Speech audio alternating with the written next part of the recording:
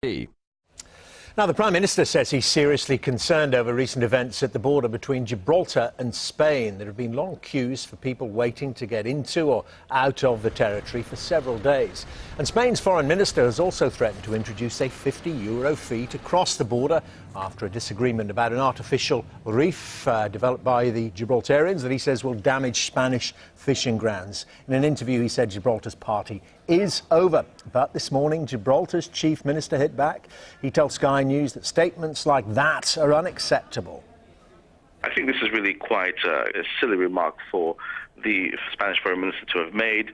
He's saber-rattling a la North Korea.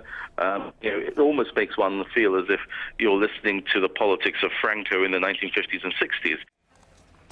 Well, we're joined on the phone by William Dartmouth, the UKIP MEP for Gibraltar and South West England. A very good afternoon to you, Mr. Dartmouth. Now, you're recommending sending in a warship. Are you serious? Well, let's go into the background of this. The fact of the matter is that there's they've got 26.3% unemployment in Spain.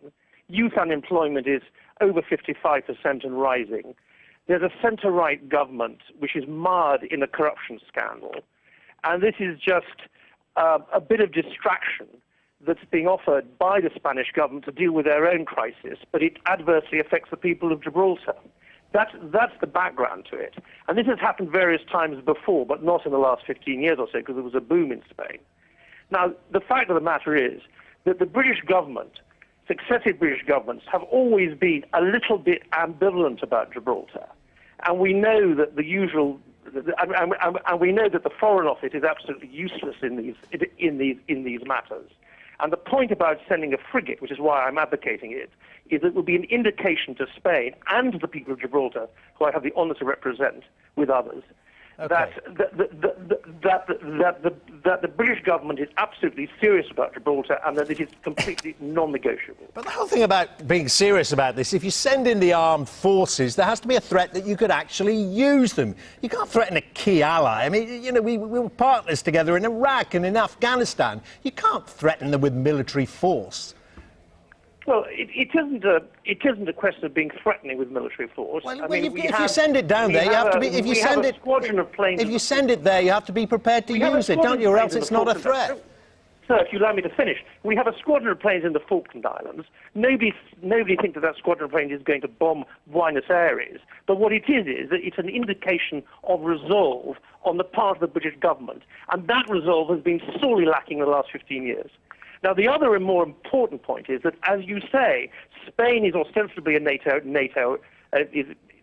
also a member of NATO, and it's also a member of the European Union. And it doesn't really say very much for our continuing membership of the European Union that the Spanish government still feels itself able to make these kind of saber-rattling threats.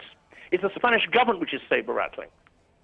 The Spanish government. So, but, you know, my point about you send a frigate there, what is it meant to do then? If the Spaniards escalate it, eventually there has to be a threat, does there not, that you can use the guns on board? If it's not going to do that, then it's not a threat.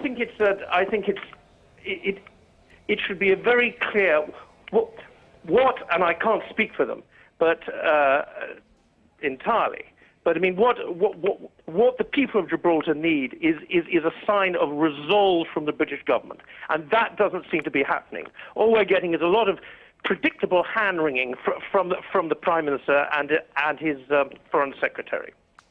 How would you feel if the Isle of Wight had been ceded to the Spanish 300 years ago? Don't you think it would be time? I'm talking about the Treaty of Utrecht. I mean, I don't think that that's the analogy. The much better analogy is the two Spanish enclaves in North Africa, Ceuta and Melilla, both which I suspect I've actually mispronounced. And we don't go around saying that the Spanish should give these up. That's the analogy. And it isn't just about time, it's also about self-determination. There have been referendums in Gibraltar, and perhaps there should be another one.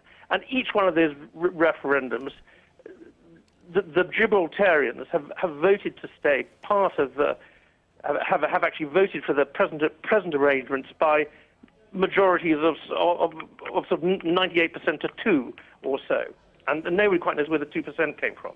Okay. And certainly, nobody in Gibraltar wants to be part of Spain, but part of a Spain that uses saber rattling in order to distract their own people from their present problems. Okay, we get your analysis. The Spanish government concentrated on their 26.3% level of unemployment. Okay, we get that analysis, but it's just on the military options you're recommending. I mean, if the frigate doesn't work and they continue what you call their saber rattling, and they impose this charge and ramp it up even further, what more should we send down there? What more military hardware?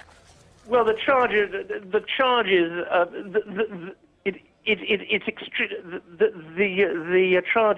illegal in the first instance, and if it were implemented, the people who would suffer most of all would be the 10,000 people from Alicante and Spain who come to work in Gibraltar every day.